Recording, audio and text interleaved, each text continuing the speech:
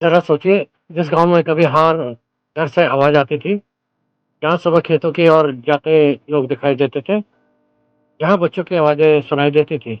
आज उसी गाँव में कई घर बंद हैं, खेत खाली हैं और युवा शहरों की ओर जा रहे हैं। लेकिन सवाल ये है, क्या उत्तराखंड के गाँव सिर्फ रोज़गार की वजह से खाली हो रहे हैं या इसके पीछे कोई बड़ी कहानी है? आज हम इसी सवाल का जवाब तलाशेंगे।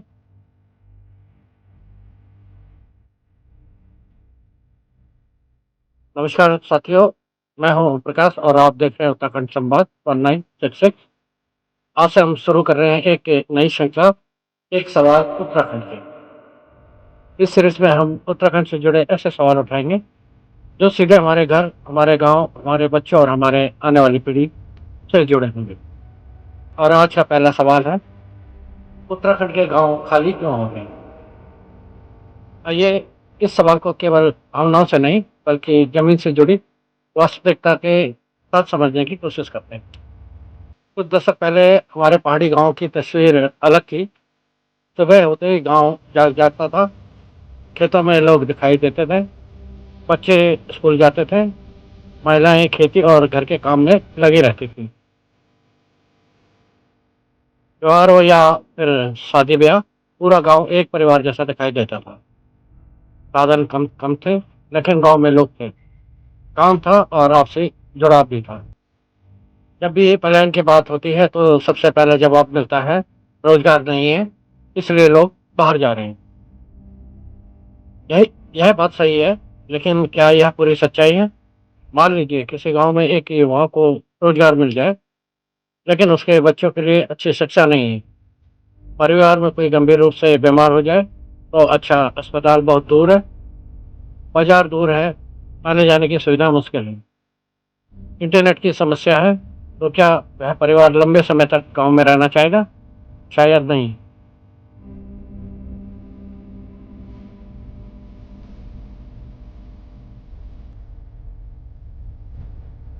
इसीलिए हमें पलायन को केवल रोजगार की समस्या के रूप में नहीं देखना चाहिए। यह एक पूरा चक्र है। अब एक सवाल युवाओं से भी है, बल्कि हम सभी से। एक युवा चाहता क्या है? अच्छी पढ़ाई, अपनी पसंद का काम, अच्छी कमाई, परिवार के लिए अच्छा इलाज, बच्चों के लिए बेहतर भविष्य और अपने जीवन में आगे बढ़ने का मौका। अक्सर ये गांव में नहीं मिलेंगे तो युवा शहर जाएगा, इसमें आश्चर्य की कोई एक बात नहीं है। इसलिए हमें सिर्फ यह नहीं पूछना चाहिए, युवा गांव क्यों छोड़ रहा है? हमें यह भी पूछना चाहिए, हमने गांव में उसके लिए क्या बनाया है?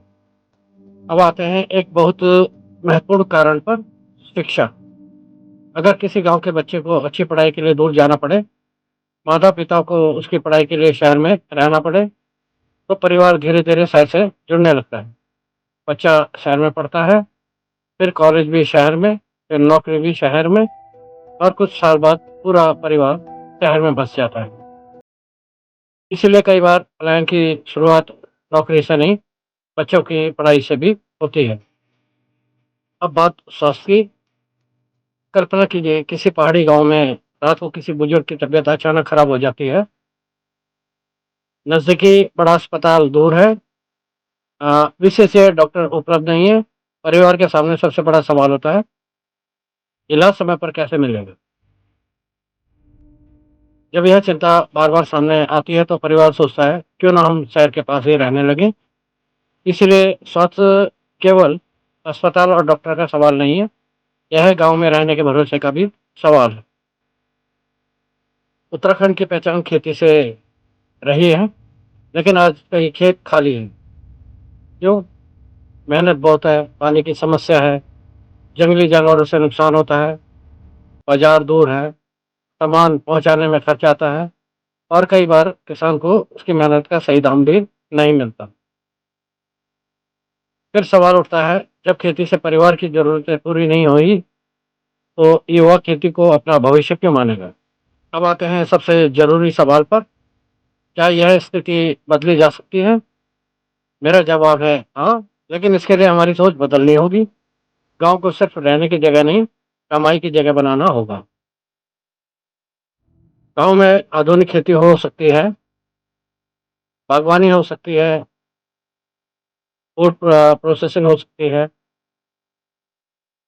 होम स्टे और ग्रामीण पर्यटन हो सकता है, छोटे उद्योग हो सकते हैं, ऑनलाइन काम हो सकता है और आने वाले समय में एआई और डिजिटल तकनीकी से नए काम भी पैदा हो सकते हैं। एक बात यहाँ बिल्कुल साफ होनी चाहिए, हमारा उद्देश्य ये नहीं होना चाहिए कि हर युवा को ज़बरदस्ती गाँव में ही रोका जाए। कोई युवा दिल्ली जाना चाहता है, जाए, मुंबई जाना चाहता है, जाए, विदेश जाना चाहता है, जाए, यह उसकी पसंद है। लेकिन अगर वह इसलिए जा रहा है क्योंकि गाँव में उसके पास कोई विकल्प नहीं है, तो यह मजबूरी वाला पलायन है। हमारा लक्ष्य इस मजबूरी को खत्म करना होना चाहिए। अब कुछ सवाल सरकार और व्यवस्था से भी है। क्या किसी गांव में सिर्फ सड़क बन जाने से उसका विकास हो गया? क्या भवन बन जाने से गांव मजबूत हो गया?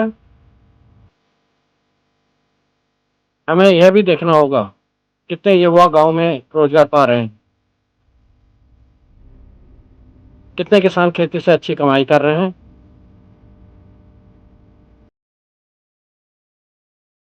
बच्चों को अच्छी शिक्षा मिल रही है या नहीं, बीमार व्यक्ति को समय पर इलाज मिल रहा है या नहीं,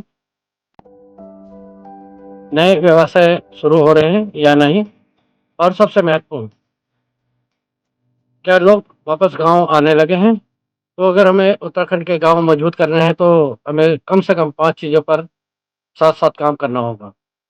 रोजगार, शिक्षा, स्वास्थ्य, स्थानीय अर्थव्यवस्था और डिजिटल सुविधा।